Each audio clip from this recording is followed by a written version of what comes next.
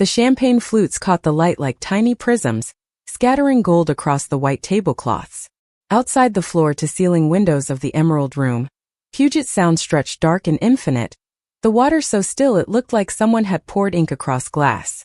My father's retirement party was everything my mother had orchestrated, perfect down to the last folded napkin, the last rehearsed toast. I stood near the dessert table, holding a glass of sparkling water I hadn't touched, watching my family perform for an audience of colleagues and country club acquaintances who barely knew our names. That's when I heard it, my mother's voice cutting through the gentle murmur of polite conversation like a blade through silk. Before we jump back in, tell us where you're tuning in from. And if this story touches you, make sure you're subscribed because tomorrow, I've saved something extra special for you. She stood 3 feet away, her back to me, speaking to my brother Christopher with the kind of casual cruelty she perfected over decades. Her tone was light, almost amused, the way someone might comment on weather or traffic. At least your father accomplished something worth celebrating. Jennifer's been doing that tech thing for years and still has nothing to show for it. No real position, no recognition. Some people just plateau, I suppose. Christopher's laugh was brief and uncomfortable, but he didn't correct her. He never did. My hand tightened around the glass until I felt it might shatter. The room kept spinning, conversations flowing like nothing had punctured the air between us. But I stood there frozen in that specific kind of pain that comes from being dismissed by the person who's supposed to see you first. My name is Jennifer Morgan, though most people call me Jen, and I've spent the better part of 2 decades building a career in technology, while my family measured success by the size of your house and the prestige of your job title. I grew up in Seattle, in the kind of household where achievement was expected but never quite good enough unless it came with visible status symbols. My father worked in aerospace engineering, respected and well compensated, the kind of career my mother could mention at dinner parties without embarrassment. My brother followed a predictable path into finance, married the right kind of woman, bought the right kind of house on Mercer Island. I took a different route entirely. After studying computer science at the University of Washington, I spent years moving between tech startups, building systems and leading teams, doing work that mattered to me even if it didn't come with corner offices or impressive business cards my mother could show her friends. The Emerald Room had been her choice, of course.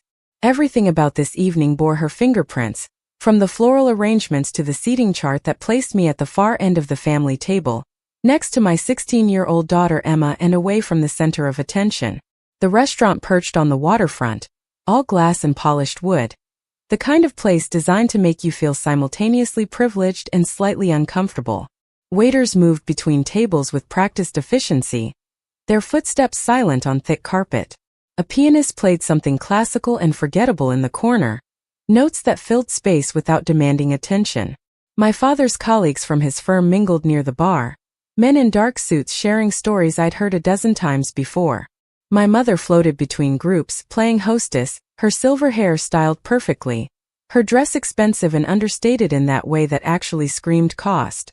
I'd arrived early before the crowd, carrying a gift I'd chosen carefully, a leather-bound journal engraved with my father's initials and a fountain pen he'd mentioned wanting years ago.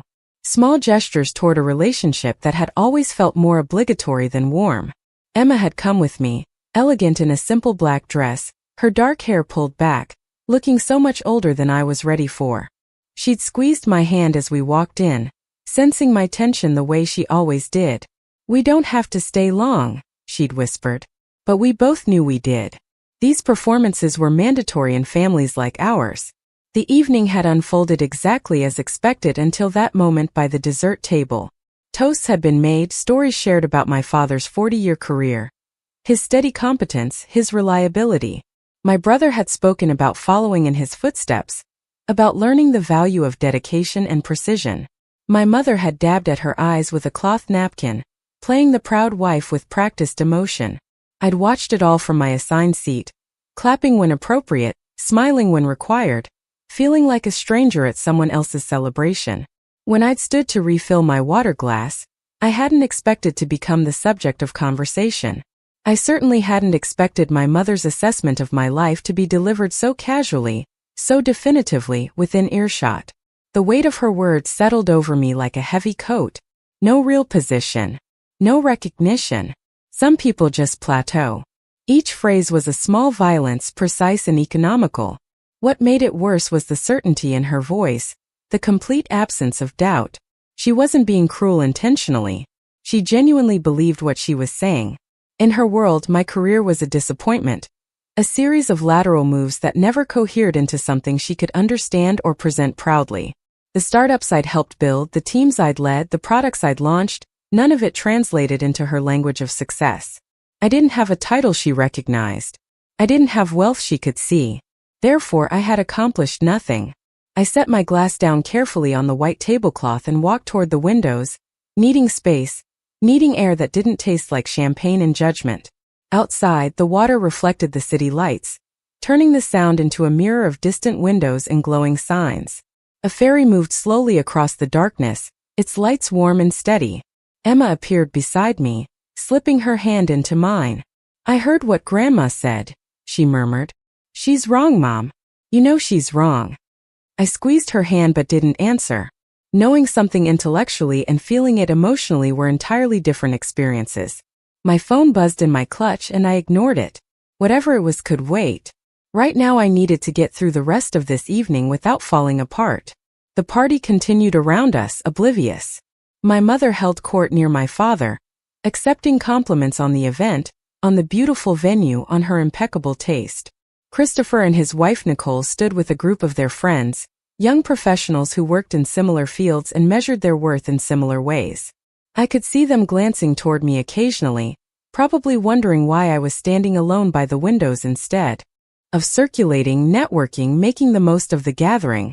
That's what ambitious people did, wasn't it? They seized opportunities. They made connections. The fact that I was doing neither only confirmed what my mother had said. I was someone who had plateaued, someone whose ambition had peaked somewhere unremarkable. My father approached slowly, his steps careful, his expression uncertain. He'd always been more passive than my mother, less cutting in his judgments, but complicit in his silence. "Jennifer," he said quietly, "thank you for coming. It means a great deal." I turned to face him, searching his face for any sign he'd heard what my mother had said, any indication he might contradict it. But his eyes were tired, his smile automatic. This was his night, and he wanted it to go smoothly. Confrontation wasn't in his nature. "Of course, Dad," I replied. "Congratulations on your retirement. You've earned it." He nodded, satisfied with the appropriate response, and drifted back toward his guests. Emma tugged my hand. "Can we leave soon?" she asked. "This place feels suffocating." I glanced at my watch. We'd been here 2 hours. The cake had been cut, the toasts concluded. Staying longer would only mean more small talk, more opportunities for comments that landed like paper cuts. "Soon," I promised. I moved through the motions of goodbye, hugging my father, accepting my mother's cool kiss on my cheek, waving to Christopher across the room. Nicole smiled at me with that particular brand of pity reserved for family members who haven't quite lived up to potential. I collected our coats from the check room, and Emma and I stepped out into the Seattle night. The air outside was cold and damp, carrying the smell of salt water and rain. The valet brought my car around, a modest sedan that ran well but impressed no one. Emma climbed into the passenger seat, immediately connecting her phone to the Bluetooth speaker. "You want to talk about it?" she asked as I pulled out of the parking lot. "Not really," I said. "But thank you for being there." She nodded and turned on music, something soft and instrumental that filled the silence without demanding conversation. We drove through the city, past the glowing windows of downtown high-rises, past Pike Place Market shuttered for the night, past the piers where boats rocked gently in their slips. My phone buzzed again in my purse, insistent this time. Emma glanced at me. "Might be important," she said. I waited until we hit a red light, then pulled it out. 3 missed calls. 2 from a number I didn't recognize with a Washington area code. 1 voicemail. My stomach tightened inexplicably. I played the voicemail on speaker. "Ms. Morgan, this is Catherine Reynolds calling from Microsoft's executive offices. We've been trying to reach you regarding the board position we discussed last month. We'd like to finalize the announcement this week if possible. Please call me back at your earliest convenience. This is time sensitive." The message ended. Emma stared at me, her mouth slightly open. Preparing and narrating this story took us a lot of time, so if you are enjoying it, subscribe to our channel. It means a lot to us. Now back to the story. The light turned green, but I sat there frozen until the car behind us honked gently. I pulled into a parking lot, my hands shaking slightly on the steering wheel. Emma turned down the music. "Mom," she said slowly. "Did she just say board position? At Microsoft?" I nodded, unable to speak for a moment.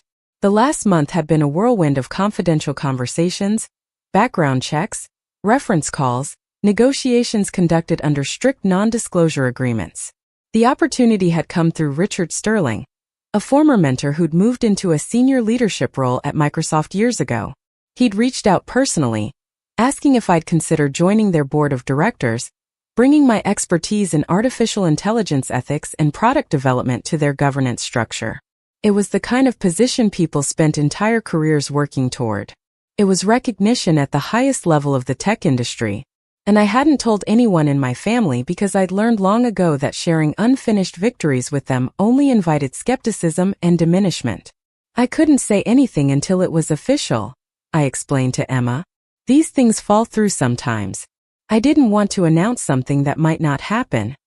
Emma laughed, a sound of pure delight. Grandma literally just said you'd accomplished nothing. And you're about to be on Microsoft's board. This is the best timing ever.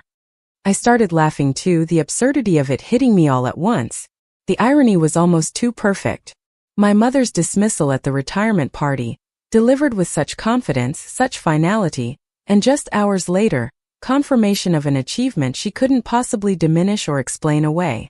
I called Catherine Reynolds back immediately, apologizing for missing her earlier calls. She was gracious and professional, explaining they wanted to make the public announcement within the week, coordinate press releases, schedule the formal introduction. "This is a significant appointment, Ms. Morgan," she said. "We're very excited to have you joining us." I confirmed my availability for the various meetings and events, my mind racing through logistics and implications. When I hung up, Emma was grinning at me. "So when are you going to tell Grandma?" she asked. "I don't know," I admitted. "Part of me wants to call her right now. Part of me wants to let her find out with everyone else." Emma considered this. "Let her find out publicly," she said. "It'll mean more coming from Microsoft than from you. She can't argue with that." We drove home to our apartment in Bellevue, a comfortable 2-bedroom place with views of the city and mountains beyond. It wasn't Mercer Island. It wasn't impressive by my family's standards. But it was ours, paid for with work I was proud of, decorated with things we actually loved rather than things meant to impress visitors. I made tea while Emma ordered Thai food delivery, and we sat on the couch talking through what the board position would mean, how my schedule might change, whether I'd need to travel more. "Are you scared?" Emma asked at one point. "Terrified," I admitted, "but also thrilled. This is everything I've worked toward." She hugged me tight. "Grandma's going to lose her mind," she said into my shoulder. "I know," I replied. "I know."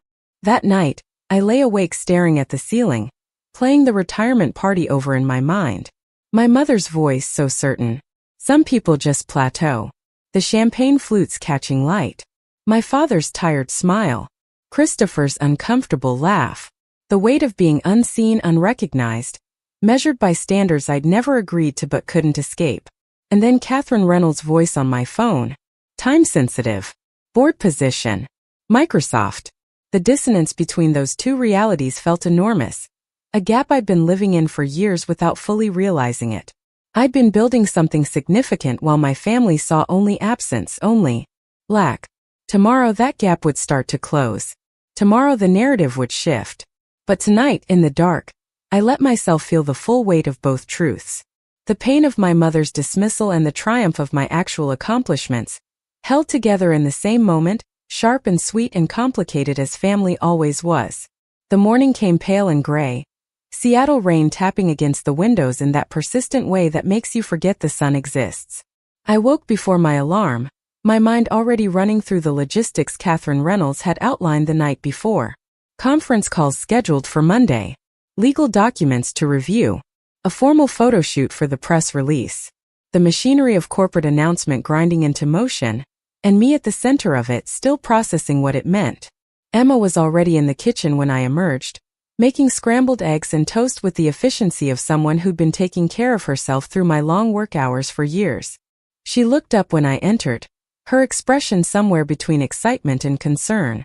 "You didn't sleep much," she observed, sliding a plate across the counter toward me. "Could hear you moving around at 3 in the morning."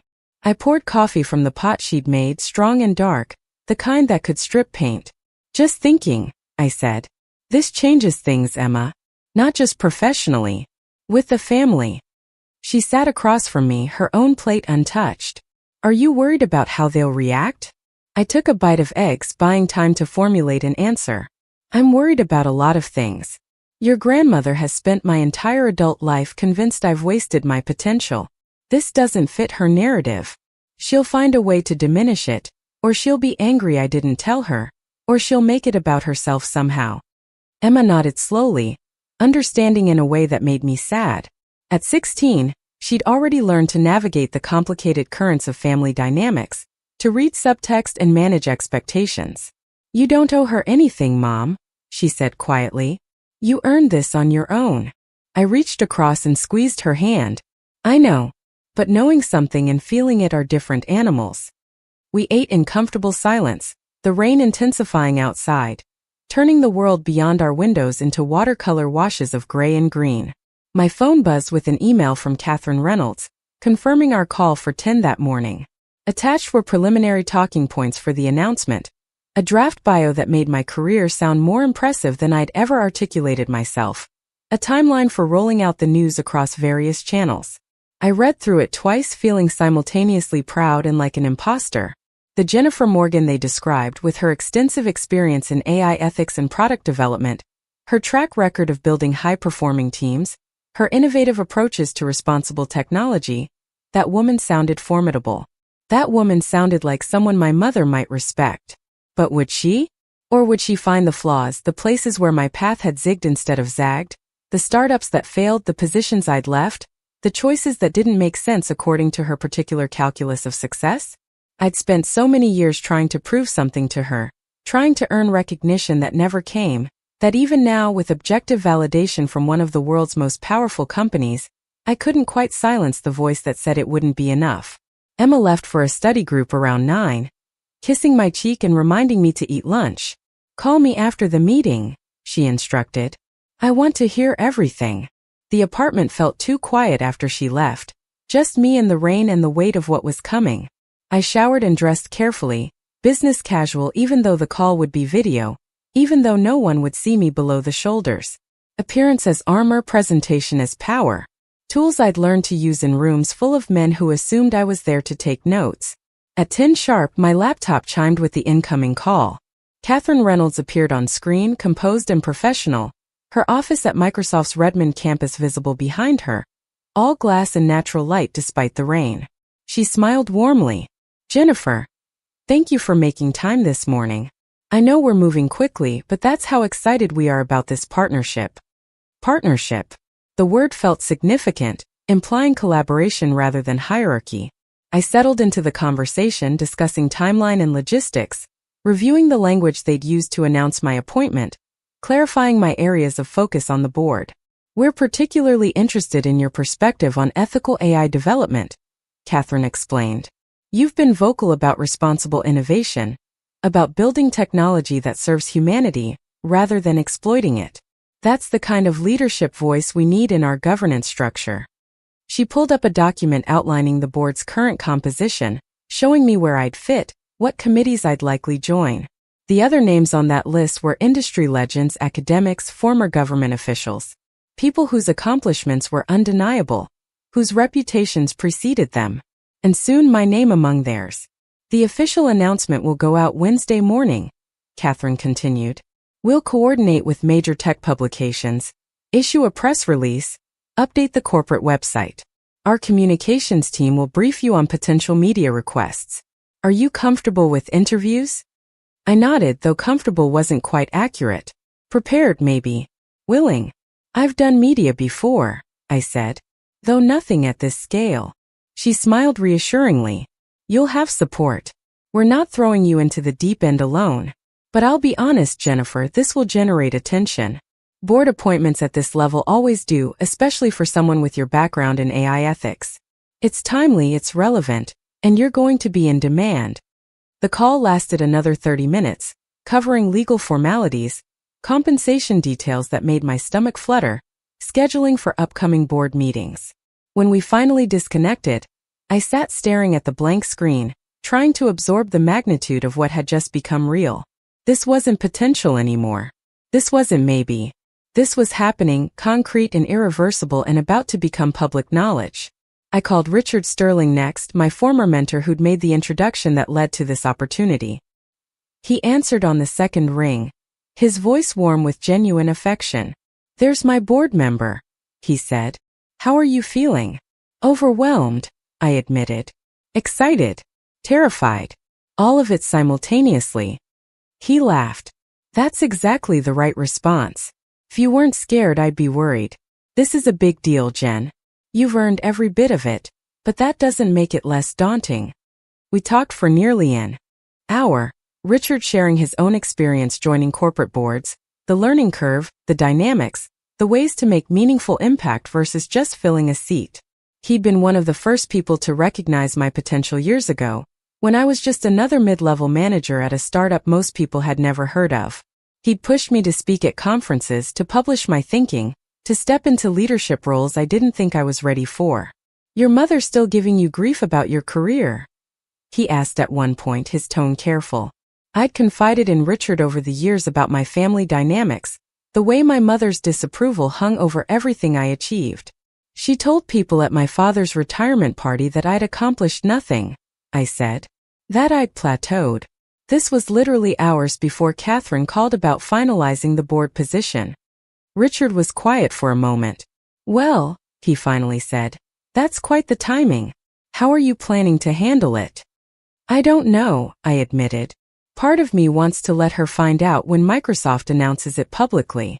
Let her see it the way everyone else does, so she can't diminish it privately first." Richard made a thoughtful sound. "That's certainly one approach, though it might create more conflict than it resolves.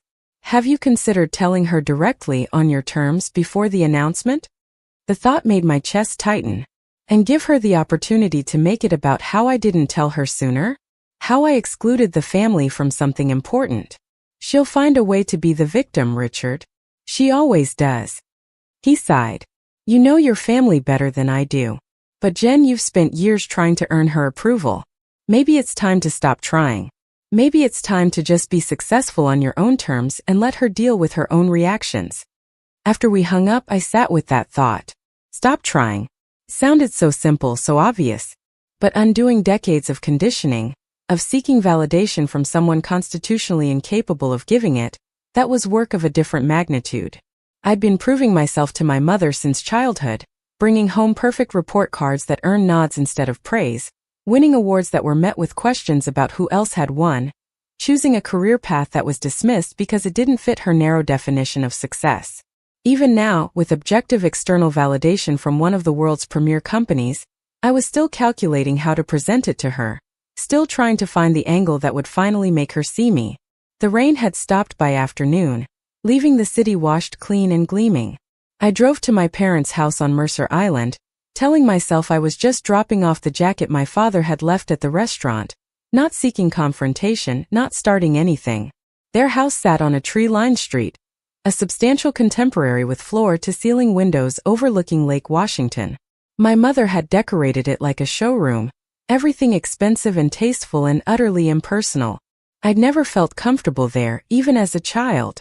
My mother answered the door in tennis whites, her hair pulled back, looking like she'd just returned from the club.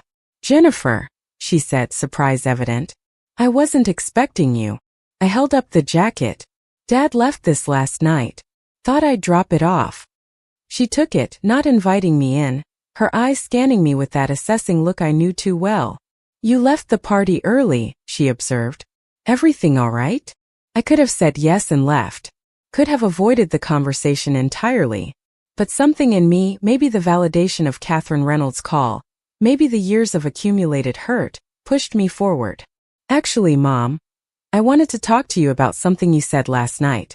About my career." Her expression shifted subtly, defensive walls going up. I don't recall saying anything inappropriate. Of course she didn't. The casual cruelties never registered as such in her mind. You told Christopher I'd accomplished nothing, I said evenly. That I had no real position, no recognition. That some people just plateau. She had the grace to look uncomfortable, though not apologetic. I was speaking to your brother, Jennifer. I didn't realize you were listening. As if that made it better. As if my presence or absence changed the content of her assessment. Whether I was listening or not doesn't change what you think, I said. You genuinely believe I've wasted my potential. That my career is a disappointment. My mother sighed, that particular exhalation that suggested I was being difficult, making something out of nothing. Your brother has a clear trajectory, she said. A position at a respected firm, a home, stability. You've moved between companies, Jennifer. You've never stayed anywhere long enough to build real security. As your mother, I worry. Worry. She dressed her disapproval and concern, made her judgment sound like care. It was a trick she perfected over decades. I have something to tell you, I said, the words coming out before I'd fully decided to say them.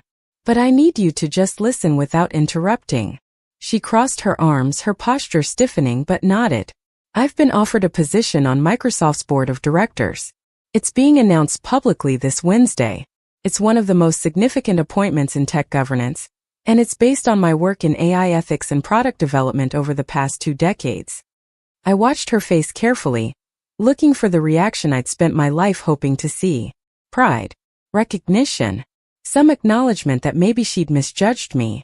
Instead, her expression cycled through surprise, confusion, and something that looked uncomfortably like irritation. Microsoft's board, she repeated slowly. And you're just telling me now? There it was.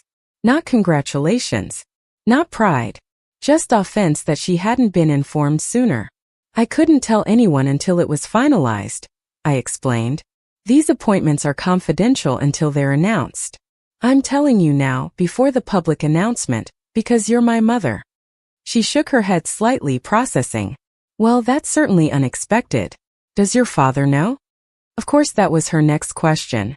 Not how did this happen, not what does this mean for you, but whether I'd told my father first, whether hierarchy had been observed. I'm telling the family today, I said. But Mom, I need you to understand something. You said last night that I'd accomplished nothing. You've been saying versions of that my entire adult life. And I've spent years trying to prove you wrong, trying to achieve enough to finally earn your approval. But this board position, this isn't about you. This is recognition of work I've done, impact I've made, on my own terms. I'm not telling you so you'll finally be proud of me. I'm telling you because you're my mother and you should know.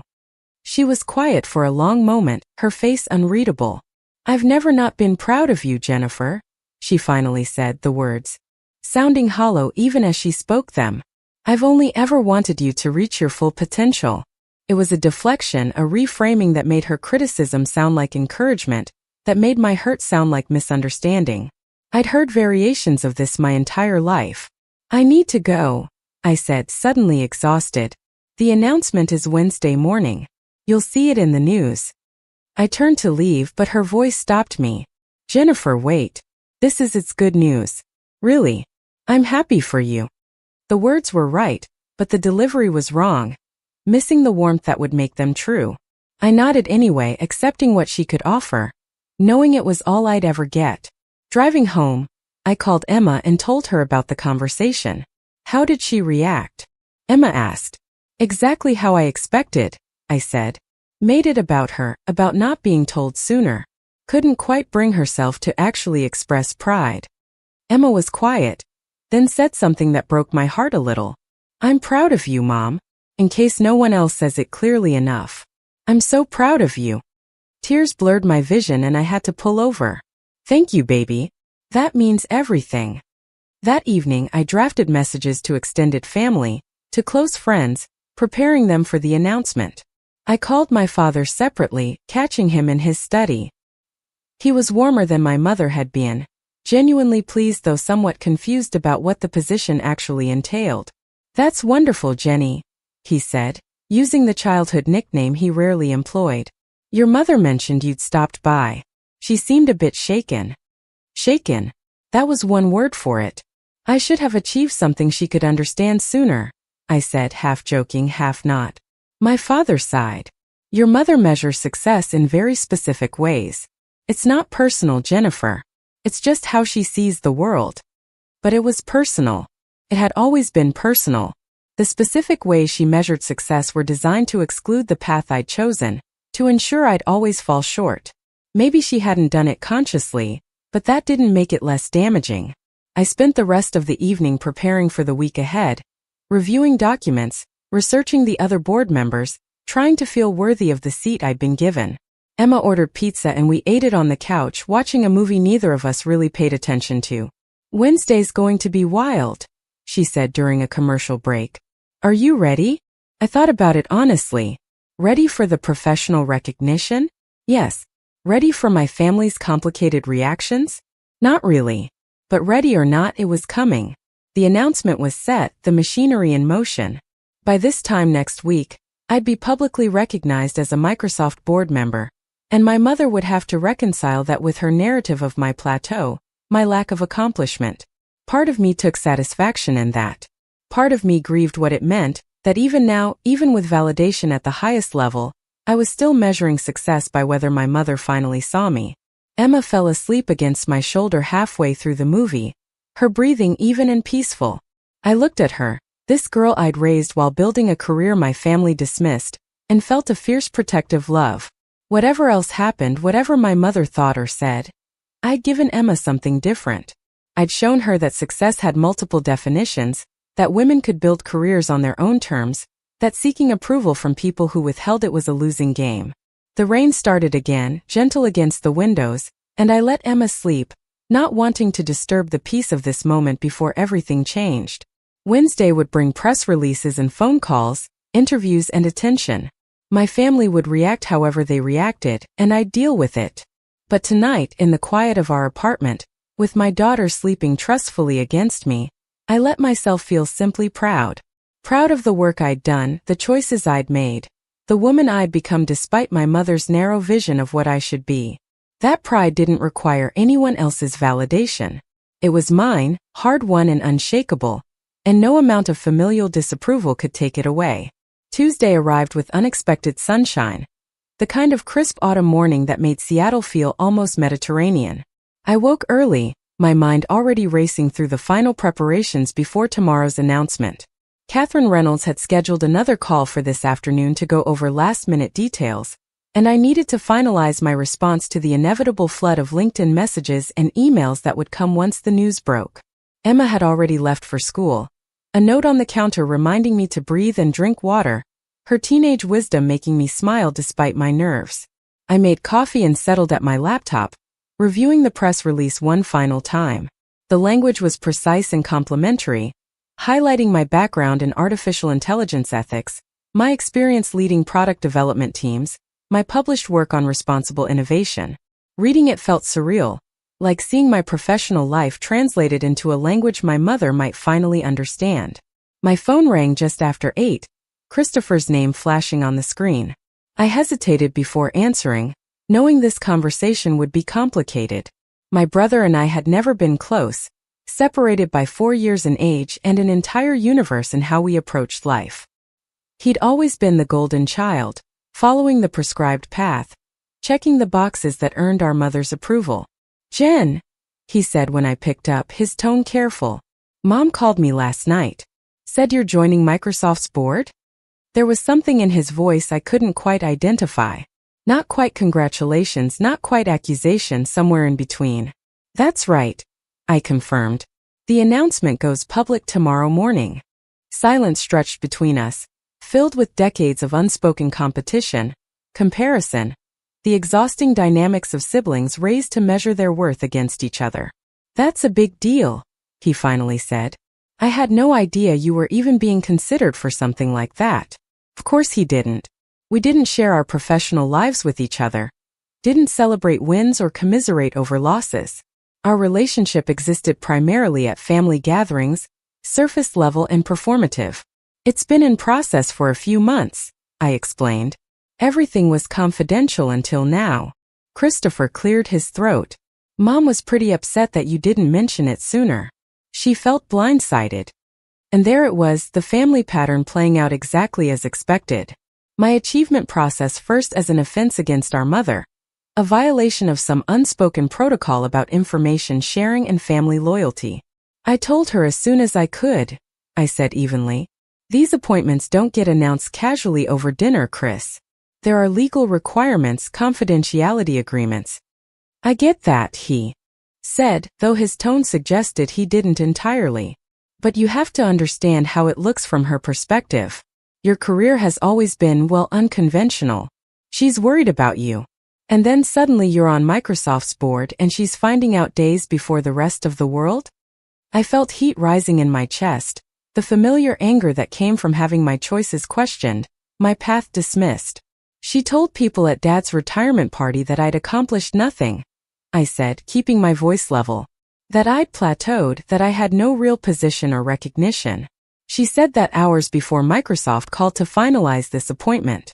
So forgive me if I wasn't rushing to share professional victories with someone who spent years minimizing them. The line went quiet. When Christopher spoke again, his voice was softer. She said that. I could hear genuine surprise, maybe even discomfort. You were standing right there, Chris. You laughed. Another pause. I was being polite. I didn't actually think she meant it that seriously. I closed my eyes, trying to control my frustration. She meant it. She's always meant it. You just haven't been on the receiving end, so you don't see how it lands. My brother sighed, a sound carrying weight I couldn't interpret. Look, I'm calling to say congratulations. This is obviously huge and you should be proud. But Jen, be prepared for some complexity when this goes public. Nicole's already asking questions, wondering how this affects family dynamics, whether it changes things. I almost laughed at the absurdity. Changes what things exactly? I'm doing the same work I've always done, just with additional recognition. If that makes people uncomfortable, that's their problem to solve. You know how Mom is, Christopher said, an explanation that explained nothing. She has expectations about how things should look, how success should be announced and shared. You going around her, even for valid reasons, that's going to create friction. I stood up, needing to move, pacing to the windows overlooking the city. I didn't go around anyone. I followed standard corporate protocols for confidential appointments. If Mom's creating friction over that, it's because she's looking for reasons to be upset rather than just being happy for me. Maybe you're right, he conceded, surprising me. But you're still going to have to deal with the fallout. I'm just warning you it's coming. We ended the call shortly after, the conversation leaving me unsettled. This was the pattern, wasn't it? Any achievement that didn't fit the family narrative got processed as disruption, as something requiring management rather than celebration. My brother's call hadn't been about congratulating me.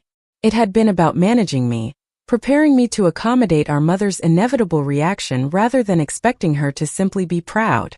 I tried to shake off the conversation, focusing instead on work emails and the afternoon call with Catherine. But Christopher's words kept circling back. Be prepared for complexity. As if my professional success was inherently complicated rather than straightforward. As if joining a corporate board required family approval and coordination rather than being my individual achievement. Around noon, my phone buzzed with a text from Nicole, Christopher's wife. We rarely communicated directly. Our relationship mediated through family gatherings and group messages. Her text was brief and loaded. Heard your exciting news. We should get coffee this week and catch up. So much to discuss. The exclamation points felt aggressive, the suggestion of needing to discuss things vaguely threatening. What exactly did we need to discuss? How my board position affected her social standing. Whether it disrupted the careful family hierarchy she'd married into. I didn't respond immediately, instead making lunch and trying to center myself before the call with Catherine. This was the part they didn't tell you about professional success at this level. The achievement itself was straightforward, earned through years of work and demonstrated expertise. But navigating the social and familial implications, managing other people's reactions and insecurities, that was entirely different labor. The call with Catherine went smoothly, running through final logistics and confirming timeline. We're anticipating significant media interest, she explained. Your appointment hits several important themes: AI ethics, gender diversity and tech leadership, the intersection of innovation and responsibility. Be ready for interview requests from major outlets. She walked me through Microsoft's media relations support, the resources available to help manage the attention. You'll do great, she assured me. Just be yourself. That's who we selected after all. After we disconnected, I sat staring at my laptop, trying to internalize what she'd said. Be yourself. But which self? The professional self that had earned this position through expertise and hard work? The daughter who still flinched at her mother's criticism? The woman who'd spent decades trying to prove her worth to people who measured it in currencies she'd never valued? All of these selves existed simultaneously, and tomorrow's announcement would throw them into sharp relief.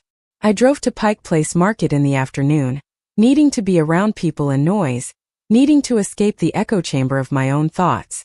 The market was crowded with tourists and locals, the air filled with the calls of fishmongers and street musicians, the smell of fresh flowers and coffee. I wandered through the stalls watching craftspeople demonstrate their work, couples negotiating over produce, children pressing their faces against bakery windows. Normal life, uncomplicated by corporate announcements and family dynamics. At a small cafe tucked into a corner of the market, I ordered tea and found a seat by the window. Outside, Elliott Bay stretched gray and choppy, ferries cutting white lines across the water. My phone buzzed continuously with messages. Former colleagues congratulating me after hearing through professional networks. Friends excited about the news. Each message was kind and genuine, and yet I felt strangely detached, watching my achievement generate reactions like a scientific experiment rather than personal triumph. An email arrived from my father, formal and carefully worded. Dear Jennifer, your mother and I wanted to express our congratulations on your appointment to Microsoft's board. This is clearly a significant professional recognition. We look forward to learning more about what this role entails. Please let us know if you'll be available for dinner this weekend. We'd like to celebrate properly. Love, Dad. The message was so perfectly diplomatic it could have been written by a corporate communications team. No real emotion, no personal warmth, just appropriate words arranged in appropriate order. I wondered what conversations had happened between my parents after I'd left yesterday. Had my mother processed her initial reaction, moved towards something resembling pride? Or had she doubled down on offense, on feeling excluded, turning my achievement into a story about how I'd hurt her? With my family, it was impossible to predict which direction things would tilt. A woman at the next table was video chatting with someone, her voice carrying despite her efforts to speak quietly. I know it's a great opportunity, she was saying, but my mom keeps asking why I didn't consult her before accepting. Like I need permission to make career decisions at 35. I felt an unexpected kinship with this stranger. This woman also navigating the impossible space between adult autonomy and familial expectations. Emma texted around 3. How are you holding up? Want me to bring dinner home? Her instinct for when I needed support never failed to amaze me. I texted back confirming dinner together, grateful for her steadying presence.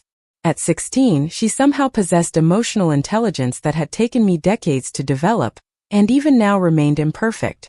I returned home as afternoon faded into evening, the city lights beginning to glow against darkening sky.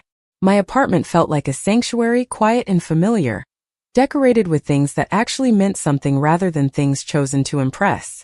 I'd built this life deliberately, separate from my family's expectations, and it had cost me their approval but earned me something more valuable: authenticity. Emma arrived with Thai food, her backpack heavy with textbooks, her face bright despite a long day at school. So, she said, unpacking containers of pad thai and green curry. Tomorrow's the big day. Are you ready? I considered the question honestly. Professionally, yes. Emotionally, I'm not sure. Your grandmother's going to make this complicated, and I'm trying to prepare for that without letting it diminish the accomplishment. Emma served us both, her movements efficient and caring. You know what I think, she said. I think you should just enjoy tomorrow. Let Grandma have whatever reaction she's going to have, but don't let it infect your experience. This is your moment, Mom. You've earned the right to just feel good about it without managing everyone else's feelings. The wisdom in her words struck me. When had she gotten so wise? When had I raised someone who saw through family dynamics with such clarity? You're right, I said. But old patterns are hard to break.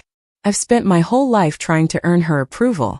Even now, with objective external validation, I'm still calculating how to present it to her, still bracing for her reaction. Emma reached across and squeezed my hand. Maybe that's exactly why you need to stop. Maybe this is the moment where you decide her approval doesn't matter anymore. You have Microsoft's approval. You have your own approval. Isn't that enough? We ate dinner talking about her day, her classes, the college applications looming on her horizon. Normal mother-daughter conversation, grounding and real. After we cleaned up, Emma disappeared into her room to study and I returned to my laptop, reviewing materials one final time.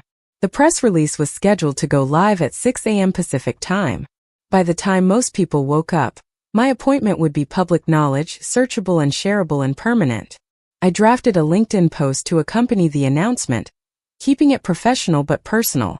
Honored and humbled to join Microsoft's board of directors, bringing my passion for ethical AI development and responsible innovation to this important governance role. Grateful to everyone who supported my journey to this point. Simple, authentic, the kind of statement that didn't oversell or undersell, that acknowledged the magnitude without false modesty.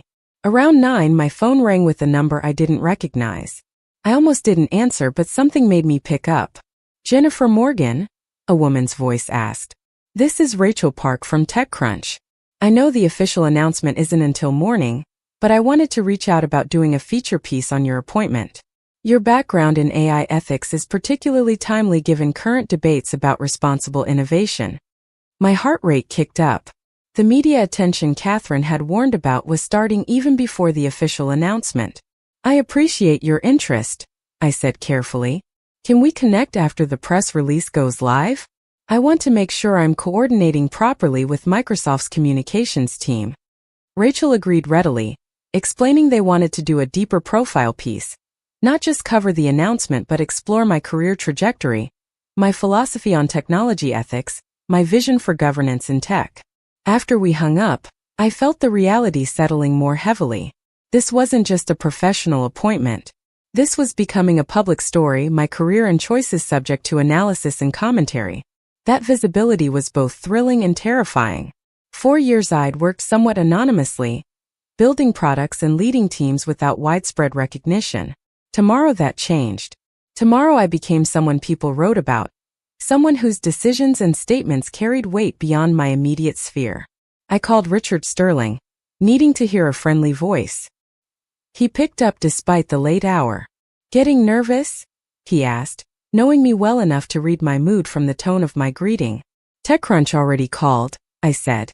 The news isn't even officially out yet and the media's circling. He laughed. Welcome to the big leagues, Jen. This is what visibility looks like. You'll get used to it. What if I say something wrong? I asked. What if I'm not ready for this level of scrutiny? Richard was quiet for a moment, then spoke with unusual seriousness. Listen to me carefully. You are absolutely ready. You were ready 5 years ago, but the opportunity didn't exist yet. You've done the work, built the expertise, demonstrated the judgment. The only question is whether you can believe in yourself as much as the people who selected you already do. His words settled something in me, quieting the anxious voice that questioned my worthiness. Thank you, I said simply. I needed to hear that. We talked for another few minutes about logistics and strategy, then said goodnight. I checked on Emma, finding her asleep with textbooks spread across her bed, and carefully moved them aside, covering her with a blanket. Back in my own room, I stood at the window looking out at the city lights scattered across the darkness like fallen stars. Somewhere out there, my mother was probably still processing yesterday's conversation, constructing her narrative about how I'd excluded her, how my success was somehow a betrayal of family loyalty. My brother and his wife were likely discussing implications and complications, measuring how my achievement affected their position in the family hierarchy. My father was probably trying to keep peace, uncomfortable with conflict as always. But tomorrow none of that would matter as much as it had before. Tomorrow I became a Microsoft board member publicly, with all the validation and visibility that entailed. My mother could maintain her narrative if she chose to, could find ways to diminish or discount what I'd achieved. But the external world would see something different. They'd see expertise recognized, leadership valued, a career built on meaningful work rather than checking prescribed boxes. I set my alarm early, planning to be awake and ready when the announcement went live. Sleep would be elusive tonight, my mind too active, anticipation too high. But that was fine. Some moments deserved to be met fully awake, fully present. Tomorrow would change things, shift the landscape I'd been navigating my entire professional life. And whatever came next, whatever complications or conflicts arose, I'd face them as someone who'd finally stopped waiting for permission to claim her achievements. The rain started again near midnight, gentle and steady, Seattle's lullaby. I listened to it against the windows, feeling oddly peaceful despite everything. Emma was right. This was my moment, earned through years of work my family had dismissed, but work that spoke for itself nonetheless. Tomorrow that work would be recognized at the highest level, and no amount of familial complication could diminish that fundamental truth. I'd built something real, something valuable, something mine. And tomorrow finally the world would see it clearly. Wednesday morning arrived with crystalline clarity, the kind of autumn dawn that makes everything sharp-edged and vivid. My alarm went off at 5:30, but I'd been awake for over an hour, watching the sky lighten incrementally from black to navy to pale gold. Today was the day. In 30 minutes the press release would go live, and my professional life would shift in ways I couldn't fully anticipate. I made coffee with hands that trembled slightly, not from fear but from the electricity of knowing everything was about to change.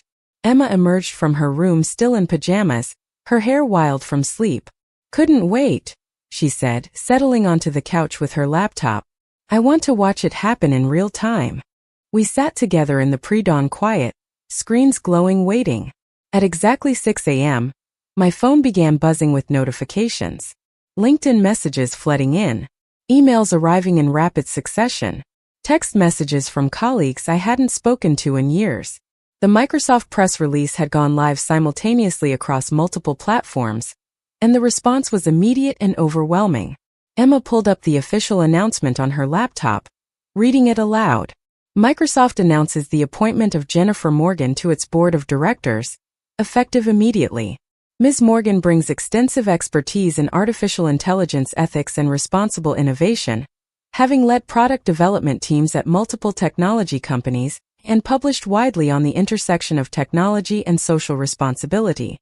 She looked up at me, eyes shining. "Mom, they're calling you a thought leader in AI ethics. That's incredible." I felt something in my chest expand, a warmth that had nothing to do with coffee. Thought leader. The phrase felt almost absurd applied to me, someone who'd spent years quietly doing work that mattered without seeking recognition. Yet here it was, official acknowledgement that my expertise had value at the highest levels of the industry. My phone rang, Catherine Reynolds calling to congratulate me on the successful launch. "The response has been phenomenal," she said. "We've already had requests from major media outlets wanting interviews. The Wall Street Journal, Bloomberg, NPR, they all want to speak with you. How would you feel about doing a few select interviews today?" My stomach fluttered with nerves and excitement. "I'm ready," I said, hoping it was true. Emma made breakfast while I fielded calls and responded to messages, trying to stay on top of the avalanche of attention. Former colleagues sent congratulations mixed with surprise, many admitting they hadn't realized the scope of my work. Friends from graduate school reached out, remembering late-night conversations about technology ethics and marveling that those abstract discussions had evolved into board-level governance. Each message was a small validation, a reminder that the path I'd chosen, unconventional as it had been, had led somewhere significant. 7. My father called. His voice was warm in a way I rarely heard, almost proud. "Ginny, I've been reading the coverage. The articles about your appointment, they're quite impressive. I had no idea your work was so influential in your field." There was genuine surprise in his tone, maybe even a hint of regret. How much of my career had he missed by not paying attention, by accepting my mother's dismissive narrative without questioning it? "Thanks, Dad," I said. "It's been a long journey getting here." He was quiet for a moment, then spoke more carefully. "Your mother saw the announcement.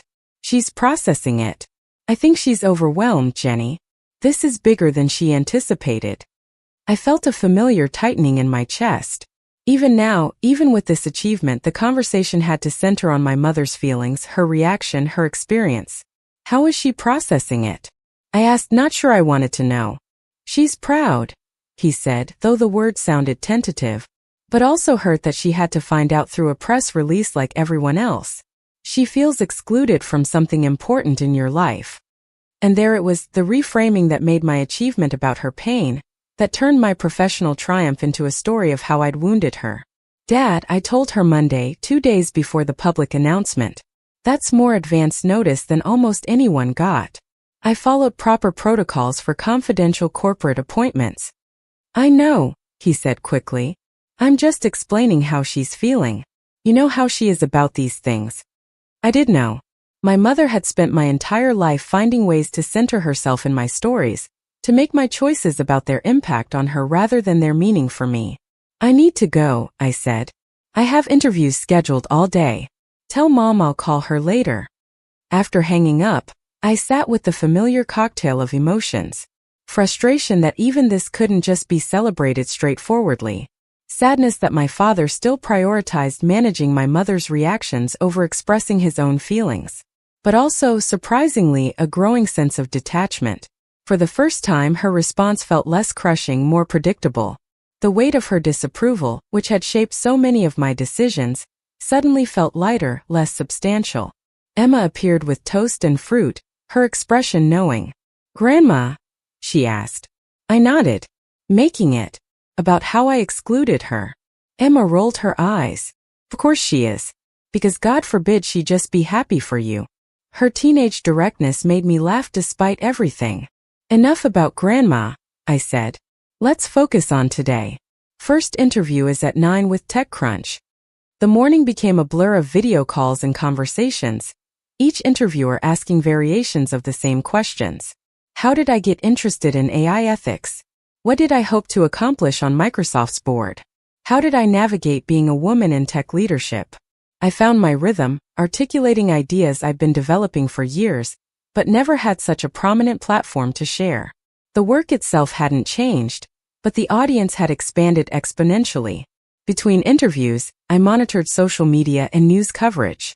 The response was overwhelmingly positive, with industry leaders congratulating Microsoft on the appointment and colleagues from throughout my career sharing stories of working with me. But there were also the inevitable critics, people questioning my qualifications or suggesting the appointment was primarily about optics and diversity. I'd expected this, had been warned it would happen, but seeing it in writing still stung. Emma, monitoring her own feeds, came to show me a particularly nasty comment suggesting I'd been chosen to fill quotas rather than for actual expertise. Don't read this stuff, Mom, she said. These people don't know you or your work. They're just bitter.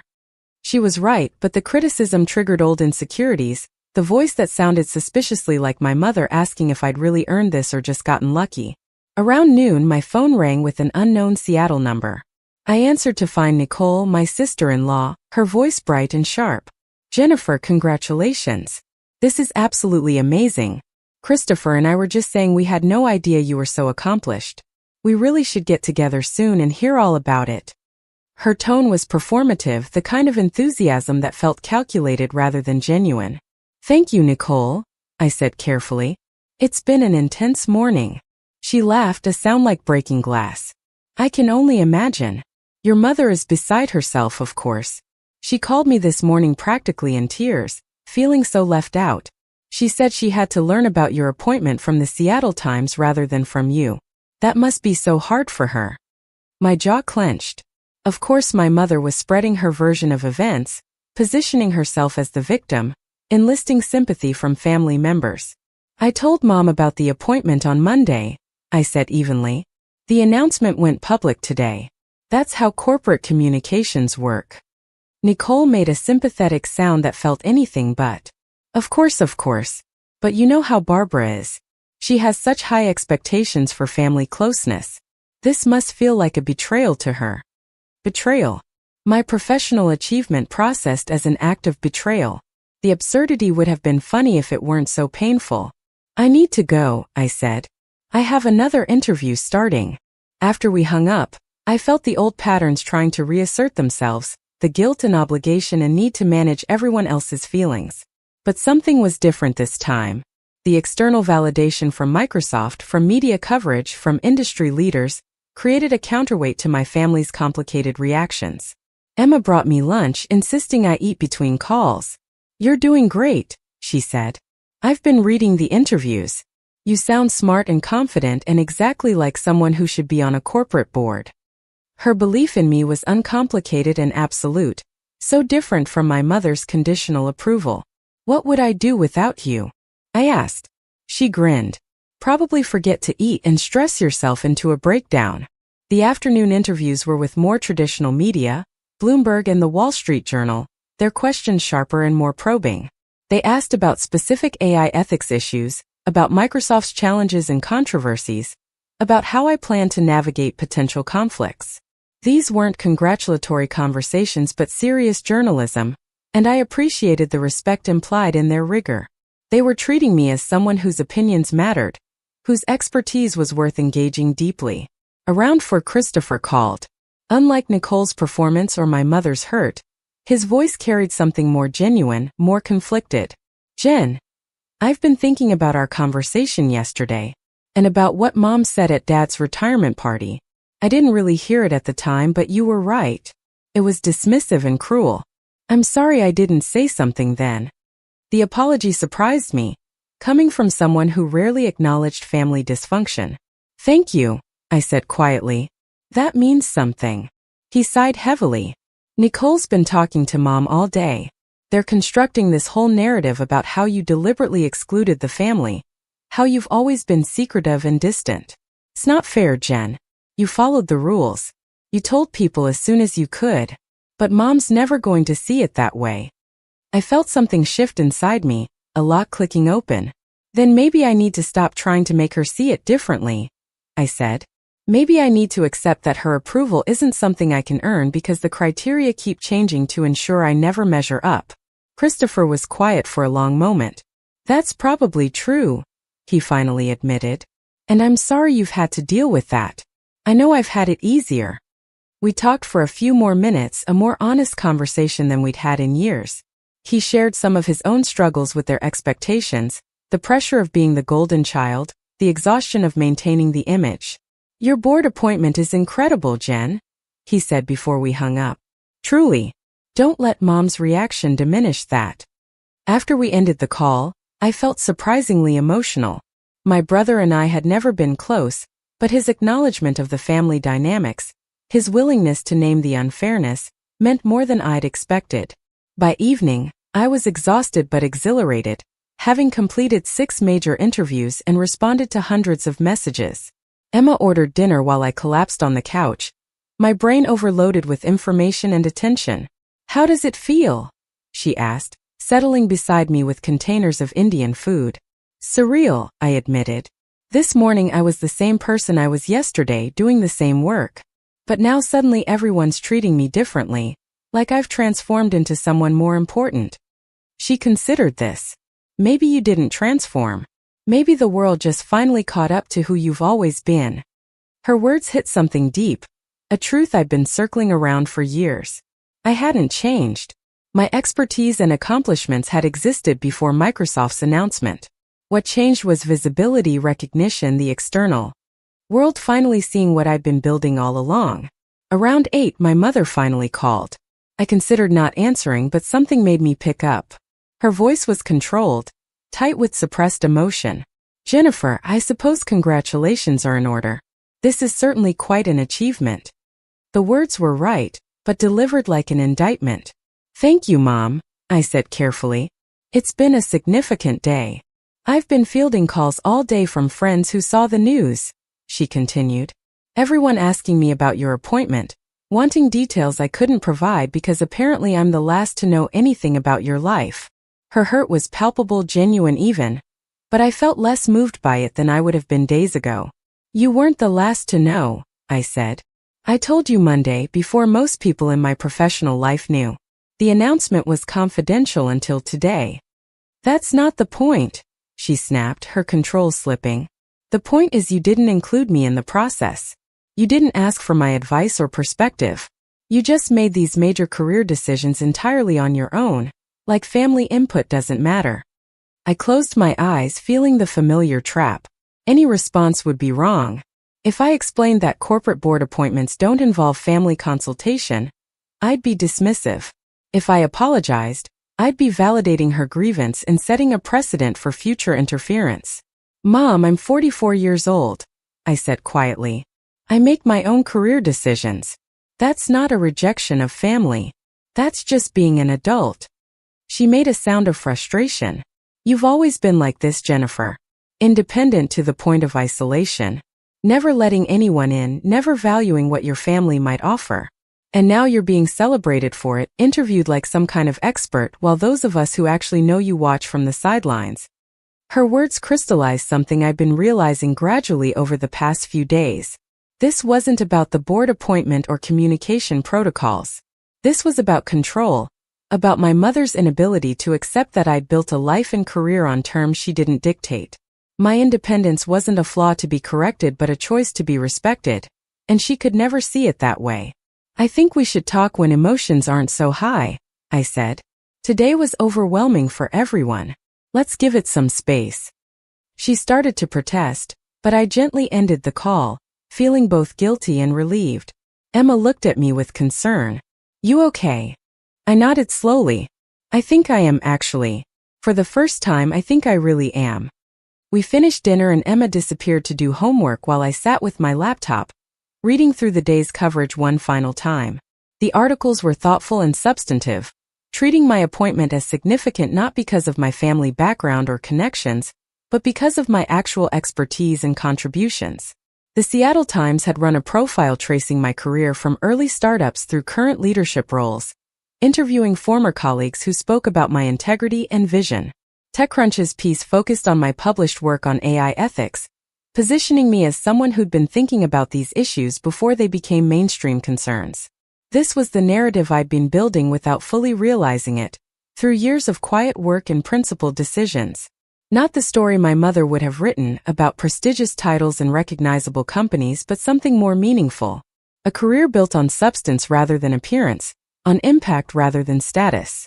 And now that story was visible, documented, validated by institutions that mattered in my field. My phone buzzed with a text from Richard Sterling. Watched your Bloomberg interview.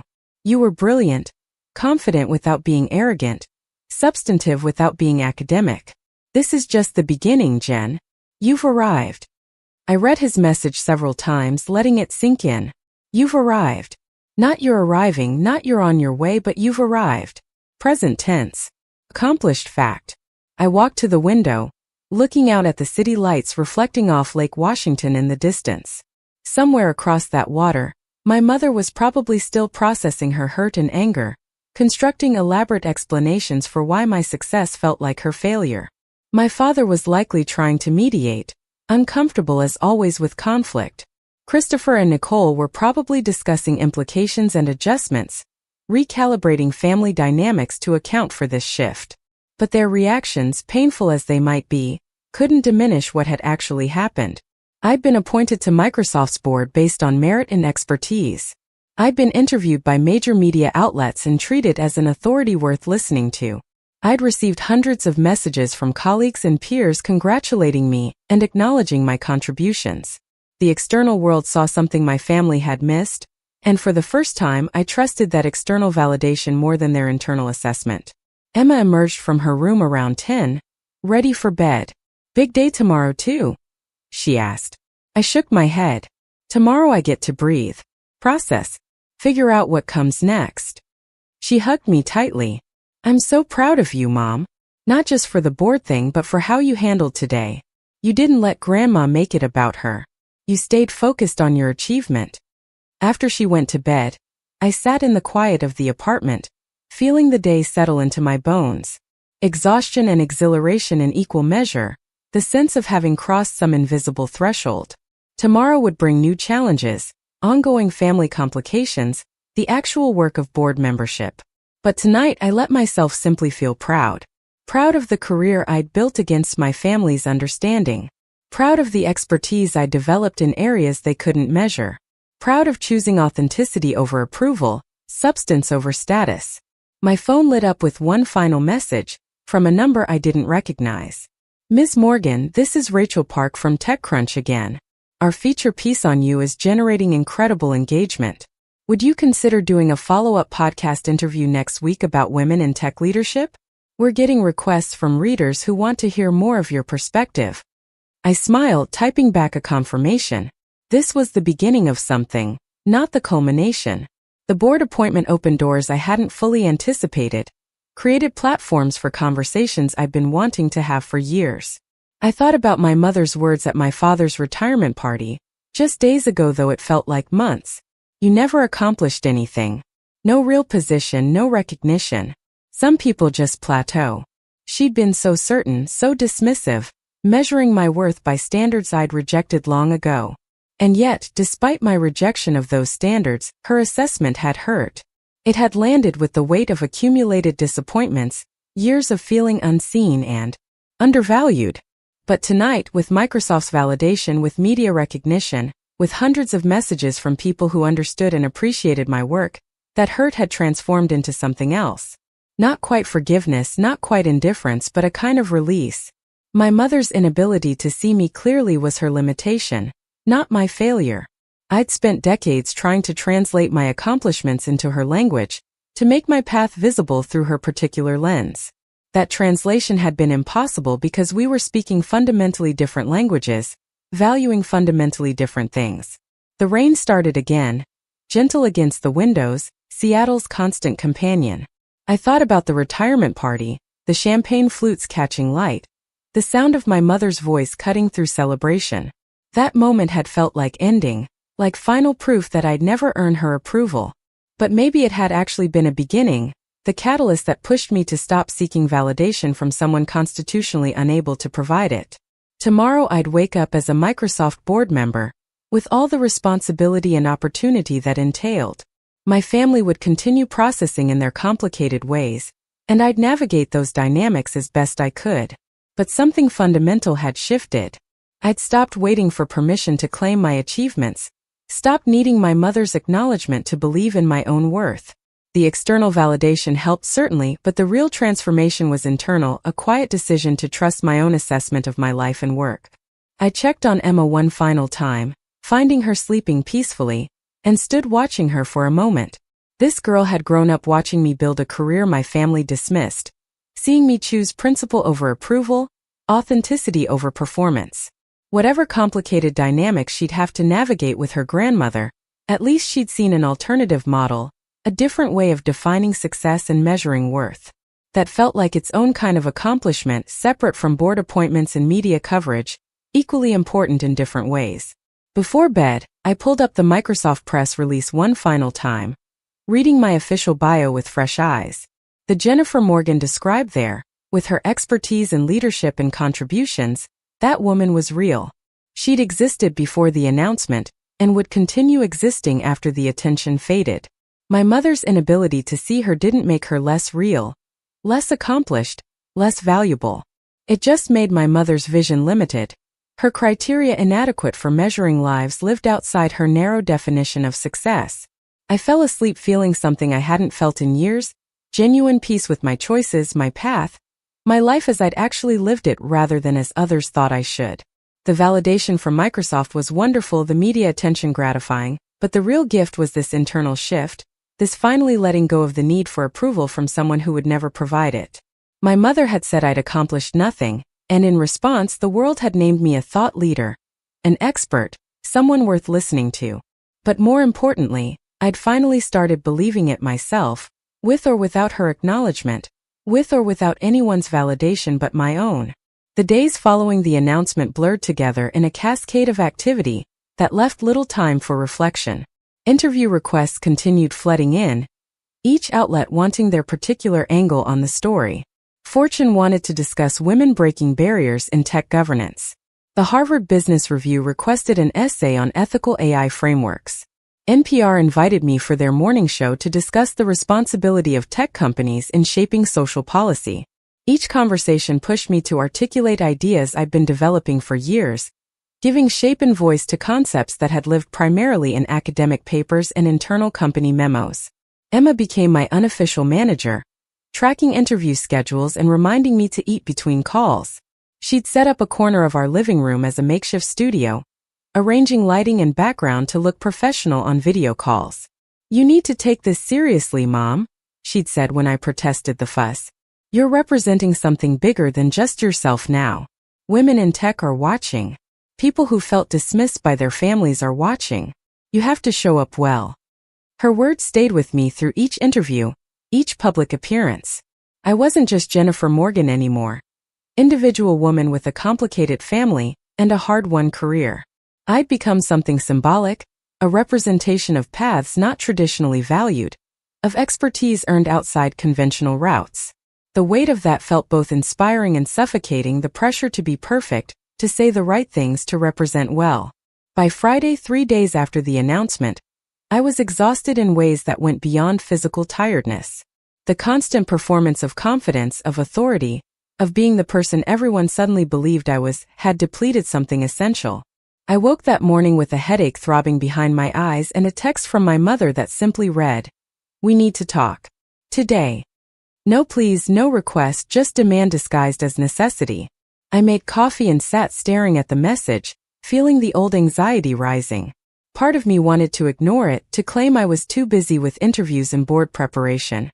But another part, the part still hoping for resolution or at least understanding, knew I couldn't avoid her forever. I texted back suggesting we meet for lunch at a neutral location.